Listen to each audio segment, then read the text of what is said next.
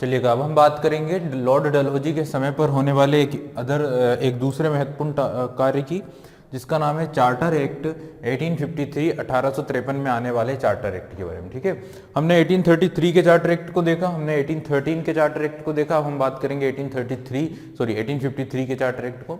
आप सभी को पता है कि चार्टर एक्ट जो है वो ईस्ट इंडिया कंपनी की एक्टिविटीज को रेगुलेट करने के लिए हर 20 साल में रिन्यू किया जाता है by the British parliament, Britain की संसद के द्वारा, और 20-20 सालों में इसे रिन्यू करने की व्यवस्था थी। ठीक है, सबसे पहली बार अगर चार्टर एक्ट की बात की जाए तो वो 31 दिसंबर 1600 में लागू किया गया था।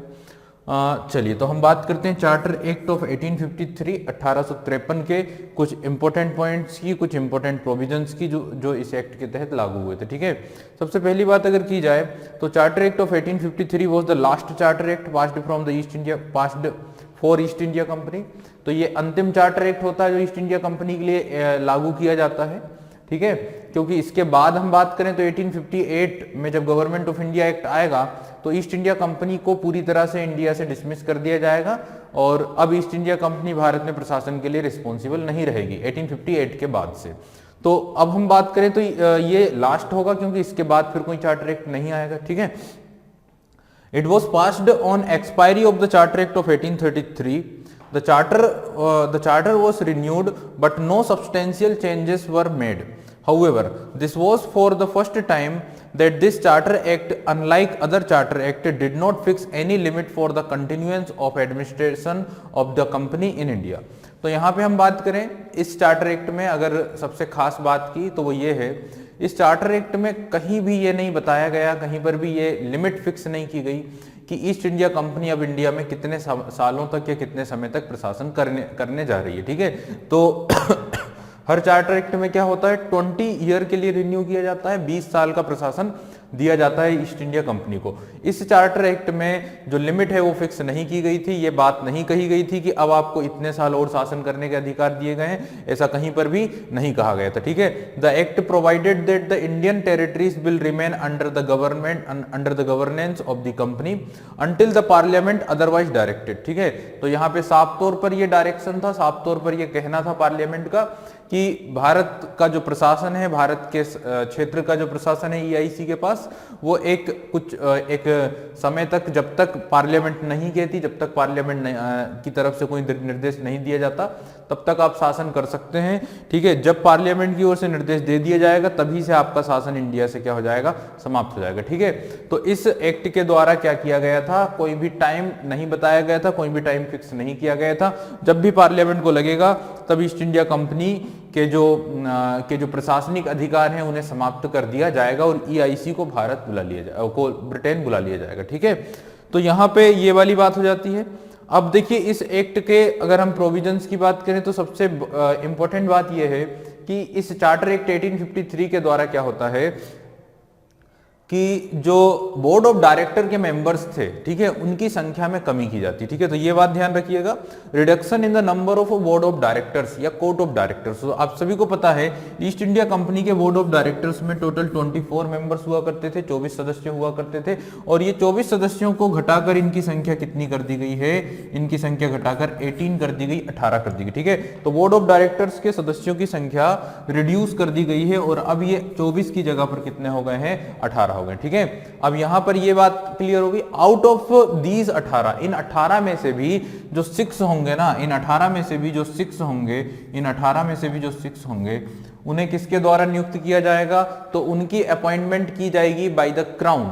तो लंदन में, ब्रिटेन में जो क्राउन होंगे, जो शासक हैं, जो वहां के रूलर हैं, उनके द्वारा बोर्ड ऑफ डायरेक्टर के 6 सदस्यों को नियुक्त किया जाएगा। इट मींस कि आप लोग समझ सकते हैं कि कंपनी के ऊपर कितना अब जाके दबाव बढ़ने लगा है, कंपनी का के ऊपर कितना ज्यादा प्रभुत्व बढ़ने लगा है, किसका, ब्रिटिश पार्लियामेंट का। तो ब्रिटेन की पार्लियामेंट अब चाहती है कि कंपनी के जो अधिकार हैं उन्हें कर्टेल किया जाए, उनके राइट्स को कम किया जाए, और एक प्रकार से अब देखिए ब्रिटेन की पार्लियामेंट का सीधा साधा सा लक्ष्य जो है वो ये है कि भारत का जो शासन है वो अपने हाथों में लेना, ठीक है, इंडिया के एडमिनिस्ट्रेशन को अपने हाथों में लेना, इंडिया में सुप्रीम अथॉरिटी बनना, इंडिया में फिजिकल पावर के रूप में स्टेब्लिश होना, ठीक है, जो अभी कौन है, अभी ईस्ट इंडिया कंपनी है। तो इस तरह से बोर्ड ऑफ डायरेक्टर की संख्या पहले तो कम की गई, 24 की जगह 18 की गई। 18 में से भी 6 मेंबर्स जो है वो पार्लियामेंट वो क्राउन के द्वारा निर्धारित किए जाएंगे, ये प्रोविजन बनाया गया, ठीक है। नेक्स्ट हम बात करते हैं तो बंगाल में क्या किया गया है, जो मैंने अभी थोड़ी देर पहले भी आपको बताया था कि जो गवर्नर जनरल ऑफ इंडिया थे बंगाल में जो कार्य करते थे उन्हें साथ साथ बंगाल प्रेसिडेंसी का भी प्रशासन संभालना होता था। तो अब उन्हें बंगाल के प्रशासन से फ्री करके वहां के लिए एक दूसरे व्यक्ति को अपॉइंट किया गया जिसे लेफ्टिनेंट गवर्नर कहा गया, ठीक है। तो ये एक बिंदु है जो हम पहले डिस्कस कर चुके थे। हालांकि the charter act of 1853 provided for appointment of a separate governor for the presidency of Bengal. तो बंगाल प्रेसिडेंसी के लिए एक सेपरेट गवर्नर की अपॉइंटमेंट की गई थी, ठीक है। अब हम बात करें नेक्स्ट पॉइंट की, तो power to constituent a new presidency, एक नई प्रेसिडेंसी बनाने की शक्ति या पावर भी यहां पर क्या करी गई है, दे दी गई है, ठीक है। Power to constitute a new presidency, एक नई प्रेसिडेंसी बनाने की शक्तियां भी दे दी गई। This act also empowered the court of directors either to constitute a new presidency और अपॉइंट अ लेफ्टिनेंट गवर्नर। तो यहां पे जो कोर्ट ऑफ डायरेक्टर्स थे, ठीक है ना, कंपनी के जो डायरेक्टर्स थे जिनमें 6 सदस्य पार्लियामेंट के हैं, ये लोग क्या कर सकते हैं, ये लोग एक नई प्रेसिडेंसी बना सकते हैं या फिर उस जगह के लिए एक लेफ्टिनेंट गवर्नर को नियुक्त कर सकते हैं, ठीक है। तो ये राइट्स मिल गए हैं, ये अधिकार मिल गए हैं किसे, कोर्ट ऑफ डायरेक्टर को। लेकिन उस समय पर कोई भी नई प्रेसिडेंसी नहीं बनाई गई थी, बस एक ये एक्ट जरूर हुआ था कि 1859 में 1859 में पंजाब में एक लेफ्टिनेंट गवर्नर को जरूर अपॉइंट किया गया था, ठीक है। तो कोई भी प्रेसिडेंसी नई नहीं बनाई गई है, न्यू प्रेसिडेंसी फॉर्म नहीं की गई है, बस पंजाब के लिए एक लेफ्टिनेंट गवर्नर को अपॉइंट किया गया था, एक लेफ्टिनेंट गवर्नर अपॉइंट हुए थे पंजाब में, ठीक है। नेक्स्ट अगर हम प्रोविजन की बात करें तो जो गवर्नर जनरल की काउंसिल थी उसमें इंक्रीमेंट किया जाता है, जो एग्जीक्यूटिव काउंसिल है उसके सदस्यों की संख्या बढ़ाई जाती है। और सदस्यों की संख्या बढ़ाने के पीछे का रीजन ये था कि एक लेजिस्लेटिव जो वर्क दिए गए थे, जो विधायी कार्य दिए गए थे, उन विधायी कार्यों को पूरा करने के लिए यहाँ पे इनकी संख्या बढ़ा दी जाती। क्योंकि देखिए इस चार्टर एक्ट 1853 का एक प्रोविजन ये था कि अब जो गवर्नर जनरल है गवर्नर जनरल ऑफ इंडिया जो है उसके कार्यों को सेपरेट किया गया था, क्योंकि गवर्नर जनरल और उसकी जो काउंसिल थी वो एग्जीक्यूटिव कार्य करते थे, साथ साथ वो लेजिस्लेटिव कार्य भी करते थे। तो अब ये जो काउंसिल थी उन्हें कहा गया है कि अब आपको सिर्फ एग्जीक्यूटिव कार्य करना है और लेजिस्लेटिव कार्यों के लिए, लेजिस्लेटिव फंक्शंस के लिए एक नई बॉडी बनाई जाएगी जिसे लेजिस्लेटिव काउंसिल कहा जाएगा, विधान परिषद कहा जाएगा, ठीक है। तो एक लेजिस्लेटिव काउंसिल बनाने के प्रोविजंस इस अधिनियम में थे और 12 मेंबर्स की एक लेजिस्लेटिव काउंसिल बनाई जाना थी, ठीक है। 12 सदस्यों की विधान परिषद बनाई जाना थी। तो इन 12 सदस्यों की विधान परिषद बनाने के लिए 6 सदस्य जो थे वो गवर्नर जनरल और गवर्नर की जो काउंसिल थी उसके थे और बाकी 6 सदस्यों को और अपॉइंट किया गया था, ठीक है। तो यहां पे हम बात कर रहे हैं expansion of the governor generals council. Governor general की परिषद का एक्सपांशन होता है, विस्तार होता है। Charter act of 1853 marks the expansion of the council of governor general for legislative purpose. तो जैसे मैंने कहा विधायी कार्यों के उद्देश्यों को पूरा करने के लिए, विधायी कार्यों को पूरा करने के लिए इनकी जो काउंसिल थी, इनकी जो परिषद थी, उनमें सदस्यों की संख्या क्या की जाती है, बढ़ा दी जाती, ठीक है।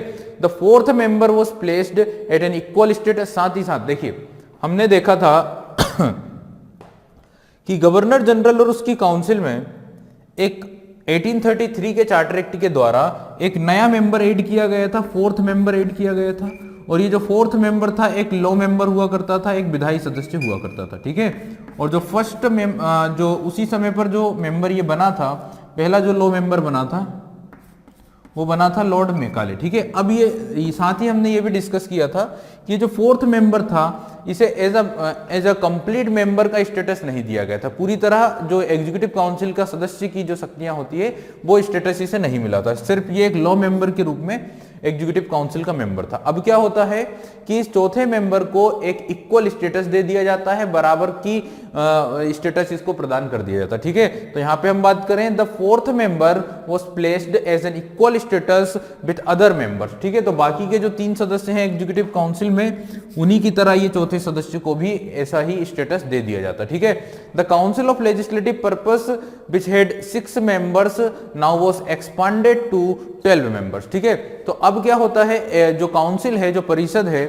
ठीक है, the council of legislative purpose, तो अब इस काउंसिल को ही किन कार्यों के लिए, लेजिस्लेटिव कार्यों के लिए, विधायी कार्यों के लिए, ठीक है, इसी काउंसिल को विधायी कार्यों के लिए क्या किया जाता है, इसमें 6 और सदस्यों को ऐड कर दिया जाता है। ठीक है, और टोटल ये जो सदस्य हो जाते हैं, ये कितने हो जाते हैं, ये 12 हो जाते हैं, 12 सदस्य हो जाते हैं। ठीक है, अब 12 सदस्य कैसे होते हैं उनको समझते हैं। तो सबसे पहले गवर्नर जनरल ऑफ इंडिया, सबसे पहले बात करते हैं भारत के गवर्नर जनरल ऑफ इंडिया की, जो उस समय लॉर्ड डलहौजी थे, तो एक मेंबर वो हो गए।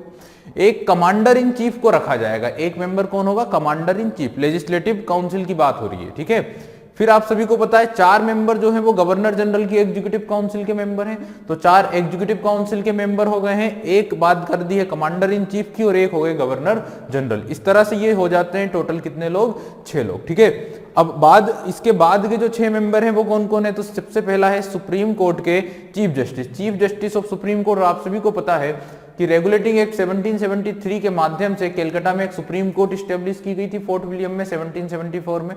तो सुप्रीम कोर्ट के जो चीफ जस्टिस थे, एक मेंबर वो होते हैं। रेगुलर जज of supreme court of Calcutta, तो बाकी में इसके अलावा जो रेगुलर जज हैं, जो नियमित न्यायाधीश हैं, एक वो होते हैं। तो इस तरह से 6 और 2 हो जाते हैं, टोटल 8 मेंबर। ठीक है, इसके अलावा अगर देखा जाए तो 4 मेंबर्स और कौन कौन से होते हैं उनको समझें। Representative members drawn from the company servants with 10 year minimum tenure and appointed by the local government of Bengal, Madras, Bombay and north western provinces. ठीक है, तो ईस्ट इंडिया कंपनी के ही ऑफिसर्स, ईस्ट इंडिया कंपनी के ही अधिकारी, ठीक है, जिनका मिनिमम टेनर जो था वो 10 ईयर था, जो लगभग 10 साल टेनर वाले जो कार्यकर्ता थे, वाले जो अधिकारी थे, और जो लोकल गवर्नमेंट क्या करते थे, लोकल गवर्नमेंट को संभालते थे, जो लोकल गवर्नमेंट के लिए अपॉइंट किए गए थे। 4 प्रेसिडेंसियों की बात करें तो मद्रास, बंगाल और बॉम्बे, और साथ साथ नॉर्थ वेस्टर्न प्रोविंस, उत्तर पश्चिमी प्रांत जो पाकिस्तान में आज के समय है मौजूद, वहां के 4 सदस्यों को लिया गया था। ठीक है, Madras, Bombay, Bengal and north western provinces, इस तरह से 4 ये हो जाते हैं, और टोटल ये जो मेंबर हो जाते हैं ये कितने हो जाते हैं, 12 हो जाते हैं। ठीक है, अब इन 12 सदस्यों का काम है लेजिस्लेटिव पर्पस या लेजिस्लेटिव फंक्शंस को भी पूरा करना। ठीक है, तो चूंकि इसी अधिनियम में ये प्रावधान था कि एक विधान परिषद का गठन करना है 12 सदस्यों की, तो 12 सदस्य में 6 सदस्य जो है वो मैंने आप लोगों को बताया, जिसमें 5 तो गवर्नर और उसकी काउंसिल हो गई, एक जो है कमांडर इन चीफ होगा, और बाकी के जो 6 सदस्य हैं उसमें एक सुप्रीम कोर्ट का जज और एक रेगुलर जज सुप्रीम कोर्ट का, बाकी 4 सदस्य वो जो लोकल गवर्नमेंट के ऑफिसर्स अपॉइंट किए गए थे 4 प्रेसिडेंसियों में, Madras, Bengal, Bombay and north western provinces. ठीक है, अब हम बात करते हैं इसी अधिनियम में एक प्रावधान ये था कि जो ईस्ट इंडिया कंपनी की सर्विसेज थी, जो ईस्ट इंडिया कंपनी की सिविल सर्विसेज थी, जो अधिकारियों की बात करते हैं, जो अधिकारियों की नियुक्ति होती थी, उनकी रिक्रूटमेंट की जो प्रोसेस थी वो अभी तक रिकमेंडेशन के बेस पर चल रही थी। चाहे हम लॉर्ड कॉर्नवालिस के जमाने की बात करें तो उस समय से ही रिकमेंडेशन के बेसिस पर ये नियुक्तियां की जाती थी। ठीक है, कौन नियुक्त करता था, तो बोर्ड ऑफ कंट्रोल के द्वारा, साथ ही साथ बोर्ड ऑफ डायरेक्टर्स के द्वारा। तो बोर्ड ऑफ डायरेक्टर्स और बोर्ड ऑफ कंट्रोल के द्वारा अपॉइंटमेंट की जाती थी। हालांकि कहीं कहीं एग्जाम भी शुरू हुई थी, लेकिन परमानेंटली प्रोविजंस नहीं थे, सिस्टमेटिक कार्य नहीं होता था। 1853 के चार्टर एक्ट में ये कहा गया कि अब जो भी रिक्रूटमेंट होगी वो रिकमेंडेशन के बेसिस पर नहीं होगी। ठीक है, अब रिकमेंडेशन के बेसिस पर जो रिक्रूटमेंट है वो बंद कर दी गई है। अब जो रिक्रूटमेंट होगी ईस्ट इंडिया कंपनी में for the purpose of administration in India, उसके लिए आपको एक कॉम्पिटिटिव एग्जाम पास करना होगी, एक प्रतियोगी परीक्षा क्लियर करनी होगी। ठीक है, तो यहां से क्या होता है, genesis of Indian civil services, ठीक है, यानी भारतीय सिविल सर्विसेज, भारतीय नागरिक सेवाओं की उत्पत्ति प्रारंभ हो जाती। ठीक है, the previous charter act of 1833 had laid down that the court of directors should nominate annually 4 times as many candidates as there were vacancies। तो क्या होता था, पहले कोर्ट ऑफ डायरेक्टर्स के द्वारा ही सदस्यों को नियुक्त कर दिया जाता था, जितनी वैकेंसी होती है उसके accordingly. from whom one should be selected by competitive examination, उनमें से कुछ एक लोग जो है कॉम्पिटिटिव एग्जाम से भी सिलेक्ट होते थे। The charter act of 1833 also provided the Haileybury College of London should make quota to admit the future civil servant. साथ ही साथ देखिए एक कॉलेज था लंदन में जिसका नाम था हेलीबरी कॉलेज, वहां पर भी कुछ कोटा दिया गया था कुछ लोगों को जो फ्यूचर में भारत में सिविल सर्वेंट्स के रूप में अपॉइंट हो।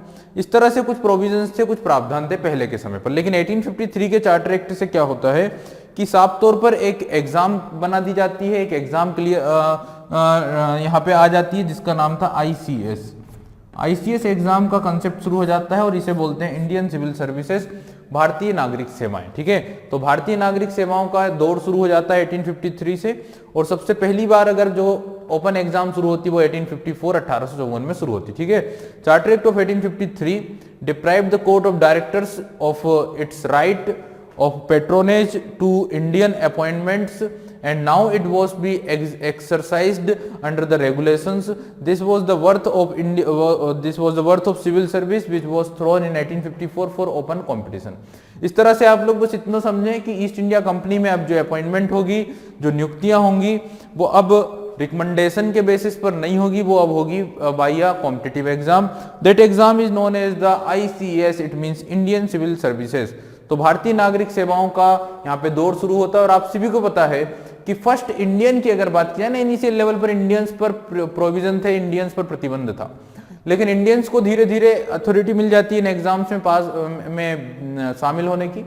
और 1863 में हम बात करें तो फर्स्ट इंडियन जो थे जो इस एग्जाम को क्लियर करते हैं उनका नाम होता है सत्येंद्र नाथ टैगोर, जो रविंद्रनाथ टैगोर के ही बड़े भाई होते हैं, देवेंद्र नाथ टैगोर के पुत्र होते हैं सत्येंद्र नाथ टैगोर। ठीक है, first Indian who pass the ICS examination, ठीक है, इन 1863।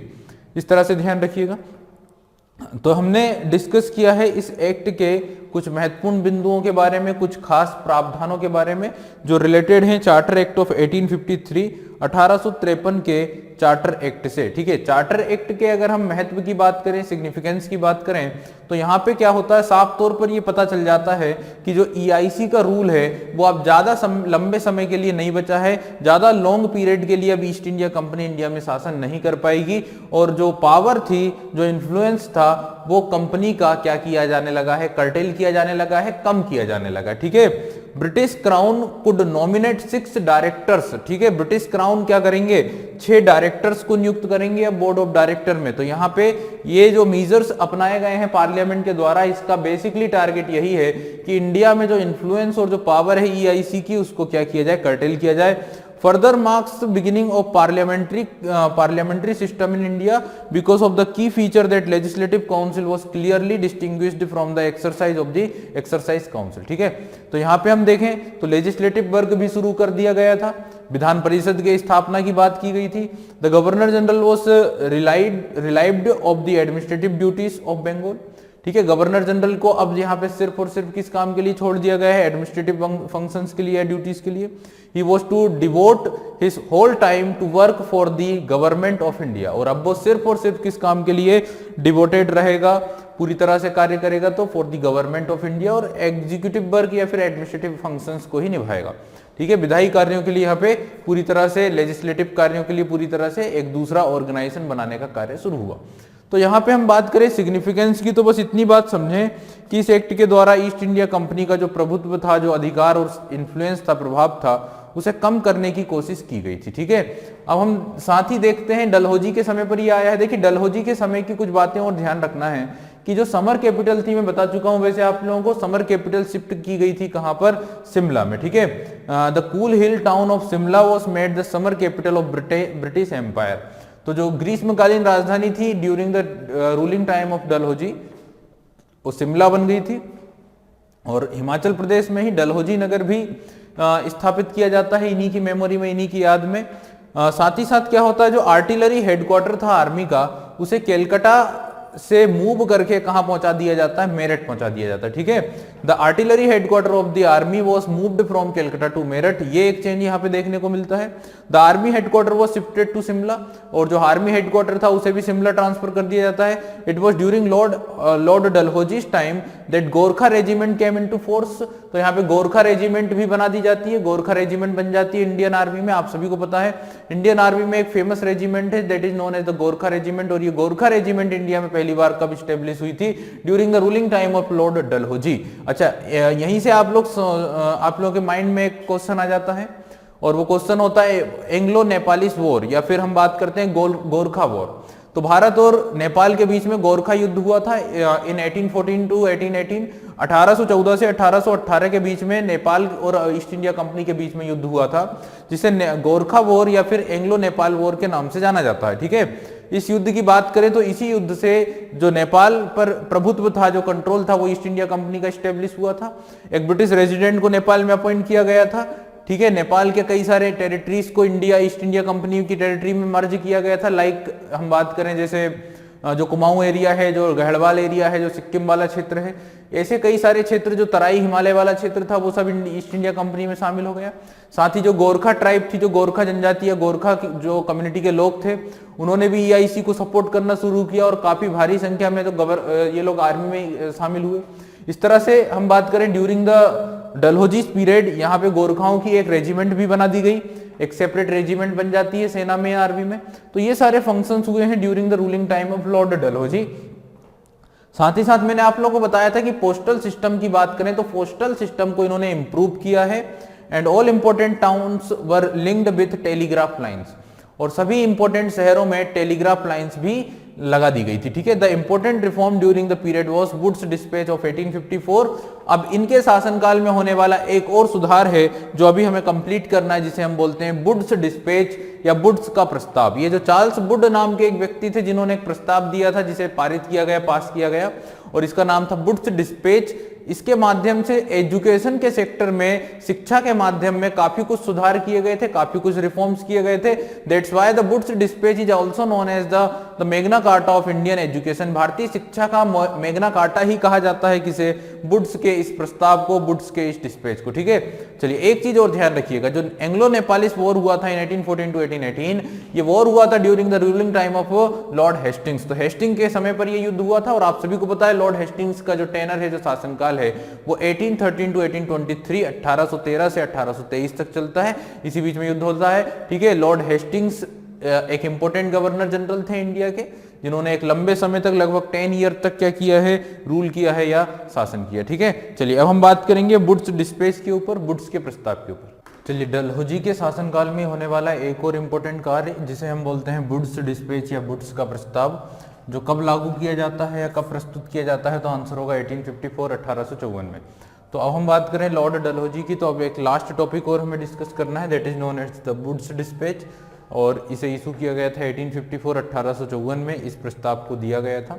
चार्ल्स वुड नाम के एक व्यक्ति थे, ब्रिटिश लिबरल पॉलिटिशियन। ठीक है, तो एक पॉलिटिशियन थे, एक राजनीतिज्ञ थे, एंड मेंबर ऑफ पार्लियामेंट, साथ ही साथ एक वो संसद के सदस्य भी थे, सांसद भी थे। ठीक है, sent the Wood's dispatch to governor general Lord Dalhousie recommending some important changes in the education system. ठीक है, तो इन्होंने क्या किया था? अपनी तरफ से एक प्रस्ताव भेजा था, जो कि एक चार्ल्स वुड नामक एक व्यक्ति थे, जो एक पार्लियामेंट के भी मेंबर थे।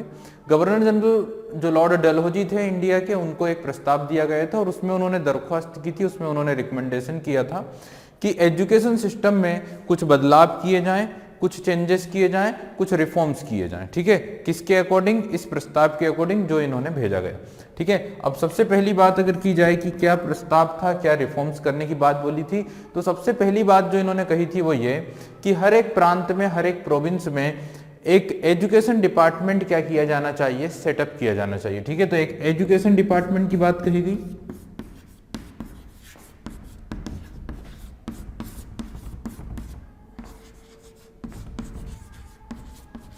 An education department should be set up in every provinces। ठीक है, हर एक प्रांत में एक एजुकेशन डिपार्टमेंट क्या किया जाना चाहिए? बनाया जाना चाहिए। ठीक है, पहला सुधार ये कहा गया। दूसरा रिफॉर्म ये था कि universities on the model of London university. ठीक है, लंदन में जो यूनिवर्सिटी है, जो लंदन विश्वविद्यालय है, उसी मॉडल पर, उसी के आधार पर जो इंपॉर्टेंट सिटीज हैं इंडिया के, जो महत्वपूर्ण शहर हैं, जैसे बॉम्बे, कैलकाटा एंड मद्रास, यहाँ पर यूनिवर्सिटीज का इस्टेब्लिशमेंट किया जाना चाहिए। ठीक है, तो यूनिवर्सिटीज बनाना चाहिए किस बेसिस पर? तो on the model of London university. ठीक है, तो लंदन यूनिवर्सिटी के मॉडल पर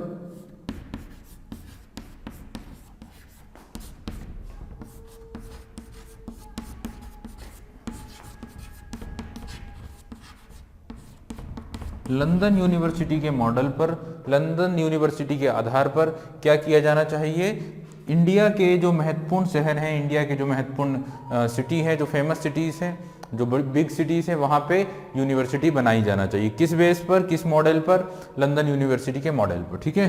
तीसरा रिफॉर्म जो इन्होंने कहा, तीसरा सुधार जो इन्होंने कहा कि हर एक जिले में, हर एक डिस्ट्रिक्ट में एक गवर्नमेंट स्कूल होना चाहिए। ठीक है। गवर्नमेंट स्कूल, या हम बोलें कि one government school in every district, हर एक डिस्ट्रिक्ट में।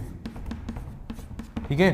तो प्रत्येक जिले में एक सरकारी स्कूल होना चाहिए, एक गवर्नमेंट स्कूल होना चाहिए, ये एक रिफॉर्म कहा गया। साथ ही साथ जो प्राइवेट स्कूल हैं, जो निजी स्कूल हैं, उन्हें गवर्नमेंट की तरफ से क्या होना चाहिए, एफिलिएट किया जाना चाहिए। तो जो एफिलिएटेड स्कूल होते हैं, जो गवर्नमेंट, जो प्राइवेट एफिलिएटेड स्कूल होते हैं, उन्हें गवर्नमेंट की तरफ से सहायता मिलनी चाहिए। ग्रांट इन एड की बात बोली गई थी, सहायता की बात बोली गई थी, किसके लिए, प्राइवेट एफिलिएटेड स्कूल के लिए। ठीक है। Affiliated private school should be given grant in aid. तो जो प्राइवेट स्कूल हैं, जो एफिलिएट किए गए हैं, सरकार की तरफ से मान्यता प्राप्त हैं, उन्हें सरकार की सहायता मिलना चाहिए, उन्हें सरकार की ओर से ग्रांट इन एड होना चाहिए। तो यहां पे कहा गया है ग्रांट इन एड, लेकिन किसके लिए, प्राइवेट स्कूल्स के लिए,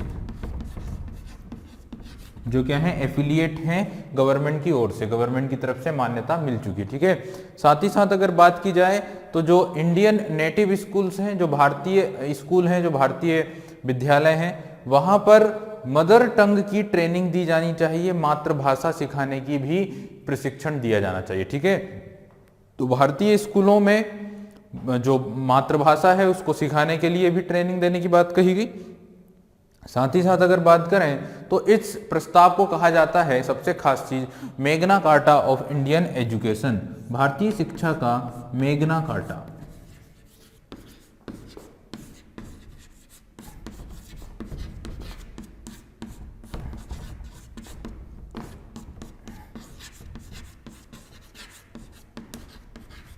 और ये पॉइंट आपसे कई बार पूछा गया है एग्जाम में, ये this was the most important point, आपसे पूछा जाएगा Magna Carta of Indian education, the answer will be Wood's dispatch. और सिर्फ देखिए, मैग्ना कार्टा का मतलब होता है कि किसी भी सेक्टर में, किसी भी क्षेत्र में जब कोई रिफॉर्म होता है, जब कोई सुधार होता है, ठीक है, जब कोई उन्नति होती है, किसी के अधिकार किसी को दिए जाते हैं, जब राइट्स मिलते हैं, तो उसे कहा जाता है, उसे लिंक किया जाता है मैग्ना कार्टा से। ठीक है। उसके पीछे का रीजन मैंने आप लोगों को बताया है, उसके पीछे का हिस्ट्री मैंने बताया है। लगभग 1215 की बात है। 1215 में जो लंदन या ब्रिटेन की बात करें तो ब्रिटेन में जो सामंत थे, जो ब्रिटेन के जमींदार थे, जो ब्रिटेन के लैंडलॉर्ड्स थे, उनके राइट्स को दबाया गया था, उनके अधिकारों को दबा दिया गया था राजा के द्वारा। और फिर वहां पे रिवोल्ट होता है, विद्रोह होता है, और उस विद्रोह के आगे झुककर वहां के रूलर्स को, वहां के शासकों को जो अधिकार थे, सामंतवादियों के जो अधिकार थे जमींदारों के, वो उन्हें वापस करने होते हैं। ठीक है। तो यहाँ पे क्या होता है कि ये जो राइट्स थे जमींदारों के, वो उन्हें मिल जाते हैं वापस, उसे कहा गया था मैग्ना कार्टा, जो पहली बार कहां पर हुआ था, ब्रिटेन में। ठीक है। और जो राइट्स थे वो वापस मिल गए थे। तो ऐसी ही घटना अगर कहीं होती है जहां किसी को अपने अधिकार वापस मिलते हैं, किसी के डेवलपमेंट की बात होती है, तो उसे लिंक किया जाता है, कर दिया जाता है, किससे, मैग्ना कार्टा। ठीक है। Next, In accordance with Wood's dispatch, education department were established in every province and universities were opened in Calcutta, Bombay and Madras in 1857. तो इसी प्रावधान, इसी प्रस्ताव के अनुसार क्या हुआ है, हर एक प्रांत में शिक्षा विभागों की स्थापना की गई है।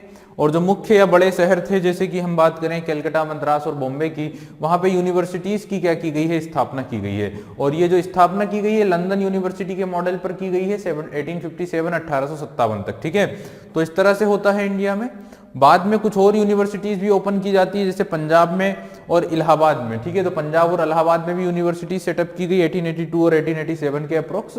इस तरह से जो वुड्स का प्रस्ताव था, इस प्रस्ताव के माध्यम से इंडिया में एजुकेशन के सेक्टर में कई सारे रिफॉर्म्स होते हैं, कई सारे सुधार होते हैं। ठीक है। तो इस तरह से हमने इस लास्ट टॉपिक को कवर किया और लॉर्ड डलहौजी यहाँ पे कंप्लीटली हो जाता है, पूरा हो जाता है, जिसमें कई सारे पॉइंट्स थे, कई सारे मुख्य बिंदु थे जो एग्जाम्स में आपसे पूछे जाएंगे। जैसे हमने स्टार्ट किया है, प्रारंभ किया है किस बिंदु से, तो जो इंपोर्टेंट वॉर्स हुए हैं, जैसे कि second Anglo Sikh war, 1849 48 to 49। दूसरा सेकेंड एंग्लो बर्मीज वॉर जो 1853 में होता है, ठीक है। और फिर हम बात करें तो जो इन्होंने एनेक्सेशन किया है by his doctrine of lapse, इनकी जो हड़प नीति थी उसके माध्यम से सतारा, बघात, संबलपुर, नागपुर, ठीक है, झांसी, इन स्टेट्स को जो इन्होंने हड़पा है, तो ये एक इनकी प्रोल पॉलिसी रही। साथ ही साथ हम बात करें अवध का जो एनेक्सेशन किया गया फरवरी 1856 में, ये एक इंपॉर्टेंट इवेंट होता है जो पूछा जाएगा, ठीक है। इसके अलावा जो इन्होंने अच्छे या रिफॉर्म्स किए, जैसे रेलवेज इन्होंने स्टार्ट कराया है, पब्लिक वर्क डिपार्टमेंट शुरू कराया है, टेलीग्राफ लाइंस जो है स्टेब्लिश कराई है, कलकत्ता से लेकर अगर आगरा तक की बात की जाए, मद्रास से अगर हम बात करें बंगाल तक की, तो ये सारे काम किए। पोस्टल डिपार्टमेंट में ग्रो किया है, पोस्टल डिपार्टमेंट में रिफॉर्म्स किए हैं।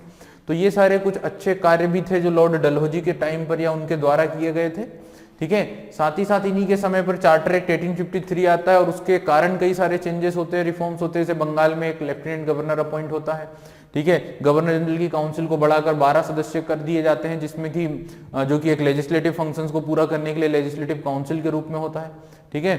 साथ ही साथ हम बात करें तो यहीं पर चार्टर एक्ट के माध्यम से कॉम्पिटिटिव एग्जाम्स का कंसेप्ट शुरू होता है, जैसे आईसीएस एग्जाम कहा जाता है, ठीक है। फिर हम बात करें तो वुड का प्रस्ताव हमने भी डिस्कस किया, इन्हीं के दौर में वुड का प्रस्ताव आता है जिससे एजुकेशन में रिफॉर्म्स होते हैं, और ये सारे जो चेंजेस हैं या ये सारे जो रिफॉर्म्स हैं ये एजुकेशन के सेक्टर में परफॉर्म होते हैं, ठीक है। चलिए अब हम बात करेंगे लास्ट जो हमारे गवर्नर जनरल हैं 1857 का, क्योंकि हमारा ये टॉपिक है। इस सीरीज में हम उन गवर्नर और गवर्नर जनरल्स की बात कर रहे हैं और वायसरायस की बात कर रहे हैं। देखिए 1858 के बाद वायसराय आते हैं, ये बात ध्यान रखिए। तो हम उन लोगों की बात कर रहे हैं जो 1857 तक के दौर में गवर्नर जनरल के रूप में अपॉइंट हुए हैं। तो अब एक लास्ट नाम जो यहाँ पे आएगा, एक लास्ट पर्सन जो इंडिया में अपॉइंट होते हैं, किसके बाद?